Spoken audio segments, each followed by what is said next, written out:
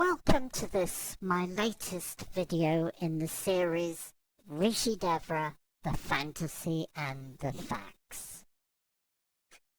It is clear from the evidence that we have presented that Miss West and her ex-husband Jack West have been partners for 30 plus years in a criminal conspiracy to defraud the public. Documents show that Miss West and her husband Jack West were doing this in the 80s or 90s. Here we look at a slide that contains the email that Jeremy Samuelson sent John Watson, the whistleblower, when he had his websites up in 2007.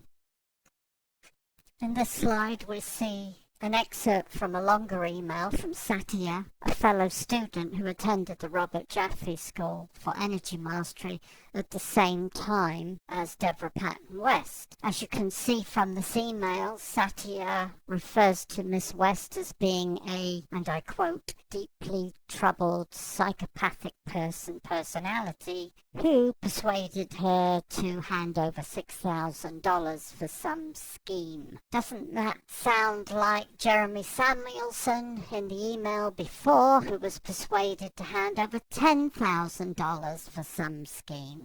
After attending this course and graduating from it, Miss West, a deeply disturbed human being, declared herself to be an ascended master. In my fourth YouTube video, I showed, using references to modern-day magicians who work with demonic entities, how these magicians were doing apparent feats of magic which were impossible, basically. In other words, they weren't magic tricks because there was no tricks involved, no strings, no wires, no mirrors, no deceits, but that these apparent impossible feats were being performed with the help of demonic entities. It is clear that Miss West works with demonic entities, and one of the chief witnesses who can confirm that is the whistleblower himself, who's had several experiences sent to him by Miss West which involve demonic entities. Now let's look at some of the evidence that Miss West actually uses the occult, hidden knowledge, against victims, either victims of theft, fraud, extortion, or violent assault, or having committed crimes, use the occult against victims of crime to intimidate them into not going to the police or the courts for restitution. While being interviewed by the Whitefish pilot on July 12, 2007, Miss West claimed that she'd been trained in shamanic visioning and healing by Native American elders, and also claimed that she was a Cheyenne medicine woman in a previous lifetime. Now let's look at some of the evidence from people who were associated with Miss West. On the screen at the moment is the first part of an email that Rebecca West, no relation to Devra West, sent the whistleblower on March 7th, 2007. Here we can see that Devra Patton West is deploying her business plan, which is a revolving door policy with employees. You get them in, you force them to submit to her will. If they don't, they're fired. Those that do go on to be members of her cult, envelope stuffers, or are brainwashed and conditioned as a prelude to being separated from their bank accounts. Here is a good visual representation of what Miss West's business plan is all about. Here is another part of the email that Rebecca West sent the whistleblower. The paragraph in yellow at the top states that she's being woken up at 3 a.m. each morning with a feeling of doom, just as happens to the whistleblower and other victims. And she asked the whistleblower for support in how to deal with Devra Patton West's shamanic witchcraft. At about this time, in April 2007, Devra Patton West had been attacking several employees, ex-students, who were witnesses to her assault on Dr. Cole in an attempt to persuade them not to talk to anybody else. Several of the victims phoned the police and talked to Constable Jeannie Landis about the attacks by Miss West on them. occult attacks. Unfortunately, Jeannie Landis told each of them that there was nothing she could do because the weapon Miss West was using against them was not recognized in legal statute as a weapon. She did, however, say that if several of the victims could get together, it might be possible to prove intent to cause harm.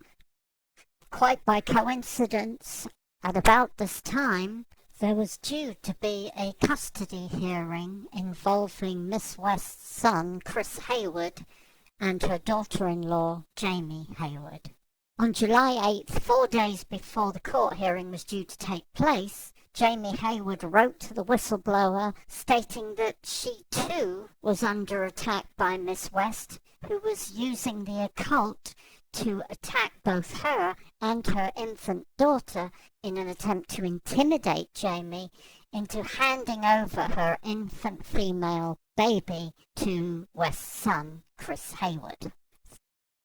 This incident, the custody hearing, was a repeat of something that had happened several years before, which is referred to in the slide on the screen at the moment. This is an excerpt from a letter, a statement that A.J. White, a former board member of Miss West's charity, the Circle of Divine Unity, gave to the whistleblower in 2003.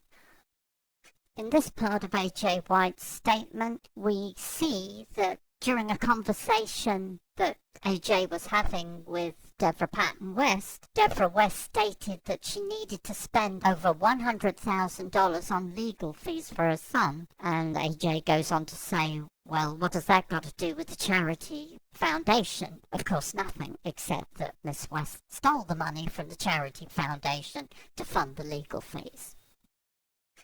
Moving on to more evidence that Miss West uses the occult to attack those who oppose her.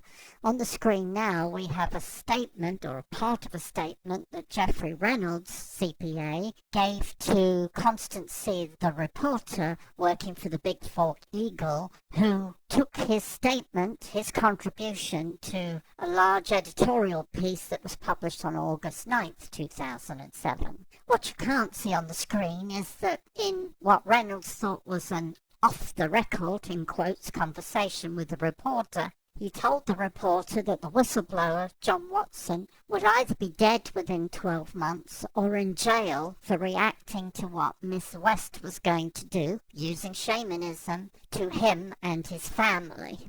Shortly after Reynolds made the statement to the reporter in August of 2007, there was an unsuccessful attempt on the whistleblower's life by Miss West. While Miss West was being evicted from one rental property to the next in Lakeside, Montana, she was representing herself online on her website with the help of liars like Julio Williams, MD, as the owner of a multi-billion-dollar business. She was doing this by misrepresenting photographs of somebody else's multi-million-dollar mansion, asserting online that this belonged to her, while she was living in one of the rental properties in Lakeside, Montana. Miss West got into a water dispute with a neighbor who gave the following audio statement to the whistleblower about the fact that she, too, was a victim of occult attacks by Miss West that caused her to be woken up at 3 a.m. every morning. Here is Michelle Fetvite's statement given as an audio statement to the whistleblower about that incident. If all else fails, and this is going to sound weird, they'll start giving you bad headaches. Oh, yeah, I know. I'm a Christian, so yeah. We felt black magic. Attacks, yep, psychic attacks, that's it. Oh, yeah, I've totally felt attacks, yeah. And, waking up in the middle, like 3 a.m. You got it. And I have a catalogue up of attacks, of the attacks I've had, and this woman is evil. Well, her lights are on, like, all night long. So. Oh, she doesn't sleep, and she thinks it's wonderful she doesn't sleep because she's with God, Yeah. Yeah. It is clear from the evidence that I have shown in this video that Miss West, since declaring herself to be an ascended master in 1991, has used her occult knowledge to commit serious crimes, either to benefit herself and her family financially, or to intimidate victims into not going to the police or the courts for restitution. What do all the people mentioned in the previous slide have in common? Well, they all knew Miss West. Many of them didn't know each other, but they all knew Miss West, and they all got into disputes of one kind or another with Miss West, and therefore became the victims of Miss West's hidden, under-the-radar weapon, which is not regarded by statute as a weapon, so she can use it against victims that she preys on with impunity. After Miss West has worked out an area and is the subject of too much negative publicity, she simply packs up and moves to another area and reinvents herself anew, always denying that she's a crook and that the truthers are the problem. And here are the senior members of Miss West's cult, all really pleased that they got out of Montana in 2010-11 without having to serve jail time. Of course, all of the cult members, the senior cult members, we're talking Reynolds, Williams, and ex-husband Jack West, are totally aware of Miss West's past. They're aware that she was forced to be the subject of a sheriff's sale in 2008 to pay $2 million to her creditors in court judgments and interest.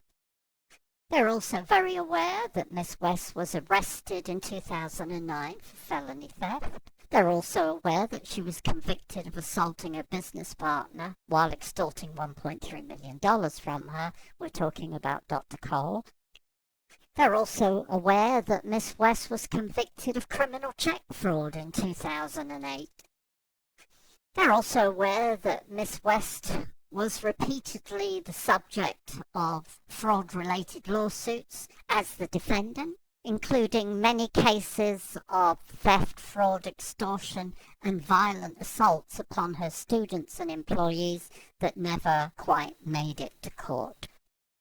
But by the skillful and sustained use of propaganda and lies on behalf of Miss West from her website, fortified by statements and false testimonials from the senior members of her cult, Williams, Reynolds, and Jack West, the lie is perpetrated that Miss West is a guru and not an occult predator. My, look at those wonderfully stage-managed airbrush photos. She looks like a guru there, doesn't she? Well, if you spend enough money, anybody can look like a guru. So after arriving in Cave Creek, Arizona, the crime family and associates pulled out all the stops. Here is liar for hire Jack West pimping for new victims in Cave Creek, Arizona. Here is daughter Anna West doing the same. We don't have a social media posting for West's son, Chris Hayward, but we do have a lot of information on a website that we can give you links to, including a copy of his criminal record, Like Mother, Like Son. And here is Julio Williams, also marketing the guru, the false guru, the occult thief as a harmless, fluffy guru in Cave Creek, Arizona in 2014. And here is bottom feeder Reynolds, who states that he is honored to be associated with Rishi Devra and that Rishi Devra has been guiding his life for many years. I'm reminded of the closing scenes in the movie Ghost. Reynolds, Williams, and Jack West should beware that this fate doesn't befall them. That, of course, Miss West will go to the pearly gates, denying that she is a criminal and blaming it all on the truthers. Please be sure to like my video and please help me make it go viral.